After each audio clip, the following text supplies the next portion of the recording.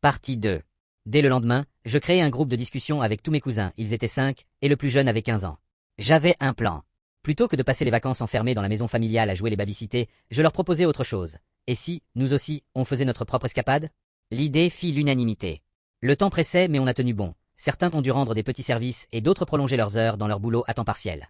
Il s'avère que travailler en pleine période de fête payait bien plus que d'habitude. En quelques heures, nous avions préparé notre petit voyage. Pas besoin de traverser les frontières. Nous avons vidé la maison familiale, pris le train et loué une petite villa au bord de la mer, à 2 heures de route. Chacun avait cotisé avec ses économies, et je complétais avec ce que j'avais de côté. Pour une fois, nous étions libres, entre jeunes, sans surveillance, à décider de tout. Pendant que nos parents sirotaient des cocktails en Espagne en se croyant tranquilles, nous vivions notre propre aventure. Soirée tardive, baignade improvisée, discussions interminables jusqu'au lever du soleil. C'était bruyant, parfois chaotique, mais incroyablement vivant. Le vrai retour de Karma arriva plus tard. Le voisin de la maison familiale appela mes parents, paniqués, parce qu'ils voyaient la maison vide depuis plusieurs jours. Pensant que nous avions fugué ou pire, ils écourtèrent leur voyage et revinrent en catastrophe, furieux et inquiets. Quand ils découvrirent que non seulement nous allions bien, mais qu'on avait su s'organiser, se débrouiller, et même revenir avec des souvenirs plein la tête, ils restèrent sans voix.